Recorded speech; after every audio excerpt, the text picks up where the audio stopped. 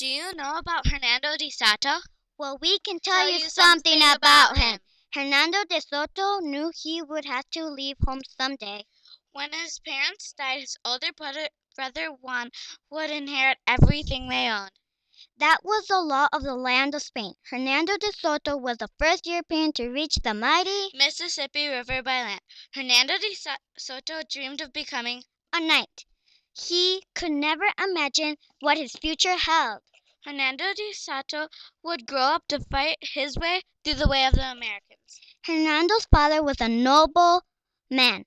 His mother was a noblewoman from nearby. Hernando and Juan, the couple, had two daughters called Catalina and Maria. Hernando de Soto learned why his boss was called the Sausage of God. Hernando de Soto had his first taste of battle. Soldiers stormed through the countryside, burning villages and grabbing whatever food they could find. Hernando de Soto was part of an exploring mission that tracked through the winds. De Soto had now been in the Americas for more than 15 years.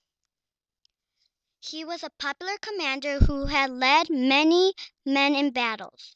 Then De Soto had fallen deeply in love with Isabel. De Soto hoped to win the hand of Isabel from a powerful family. In 1539, Hernando de Soto led an army of Spanish soldiers. Next, De Soto hoped to discover great riches. De Soto's army fought a terrible battle against the Native Americans.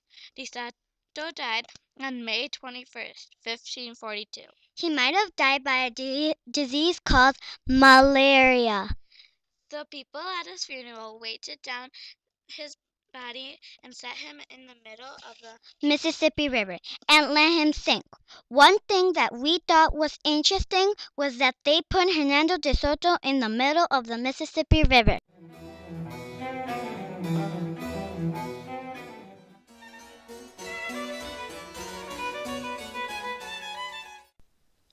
Do you know who sailed to Jamestown? John Smith. John Smith was born in either late 1579 or early 1580s in Lincolnshire, England. When John was 15, he began working for a merchant. A year after his father died, he quit his job to find an adventure. Then he got a job as a soldier, and he was excellent. In the 1600s, Smith traveled to Hungary and Transylvania to fight against the Turks in what is known as the Long War. In the Long War, he cut off 3 soldiers' heads, and when the Prince of Transylvania heard about Smith anxious, he rewarded him with money. He also gave Smith a coat of arms, a banner with a symbol for a particular person or family. The coat of arms given to Smith included the image of the 3 heads he cut off in the war. Did you know that he was a slave for 2 years? He got sick of it, so he hit his master with a club and escaped. Then he made his way across Russia on foot to Transylvania. Smith was allowed to leave the army. He got a reward. Smith began a journey home. He arrived in England in 1604. He went throughout Europe and Africa. On December 20th, 1606, Smith was one of the 105 men and boys who boarded 3 ships to Virginia. In Virginia, the soldiers were running out of food, so John Smith led the people to get more food. Then they got captured by Powhatan and Pocahontas. They asked Pocahontas if she could help them hunt and grow food. When he got back, only 38 of 105 settlers were alive. They died from hunger and diseases. John Smith got injured from gunpowder, and from that incident he had to return to England. In 1631, he died. He was sitting in peace when he breathed his last. And our favorite part was when he hit his master with a club. The end. Do you know who had 4 great sea voyages? Well, if you don't, it's Henry Hudson. Henry Hudson was a brave English explorer, well known for his 4 sea voyages he made between 1607 and 1611.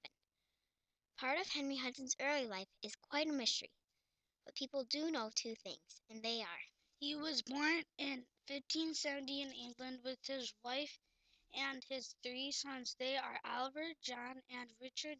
John Hudson was just about 12 when his first trip began with his dad. the second thing is that he was a well-educated sea pilot by the time of his first journey. When Henry Hudson was born, the European people were earning money by trading goods for spices like vegetable products such as pepper or nutmeg to add flavor to food.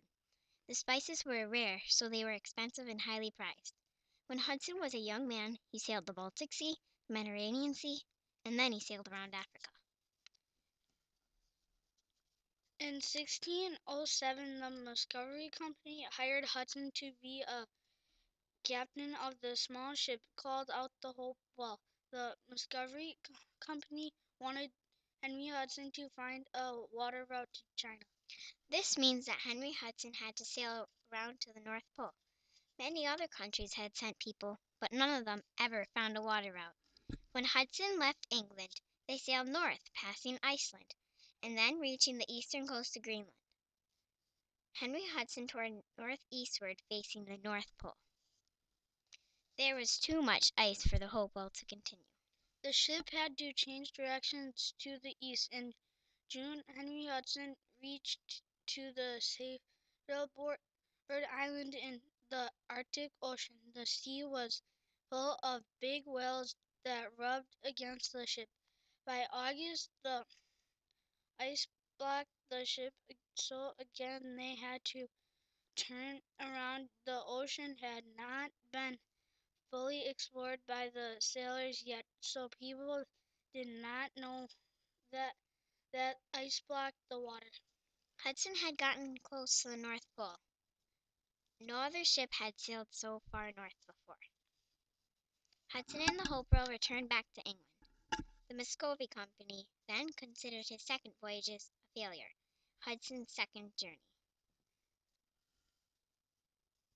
In April 1609, Hudson set sail from Amsterdam on a ship called the Half Moon. Soon the Half Moon could no longer travel because of the cold weather, and the ice blocked the ship again.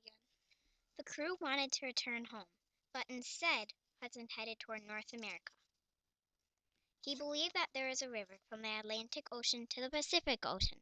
The Half Moon then headed west in search of the river. On July 17, 1609, the Half Moon sailed across the Atlantic Ocean and arrived at North America. Hudson hoped that he would find a passage there to the Pacific Ocean. Hudson and his crew met some friendly Native Americans. Hudson's crew attacked the Native Americans and stole from them. On June 24, 1611, the crew could no longer wait and threw Henry Hudson, his son, and 7 other loyal sailors overboard without any food, water, or anything. Then Hudson's crew pushed off on the Hopewell and left them. They were never seen or heard from again. I felt that when he died was cool. I thought when he had 3 sons was cool.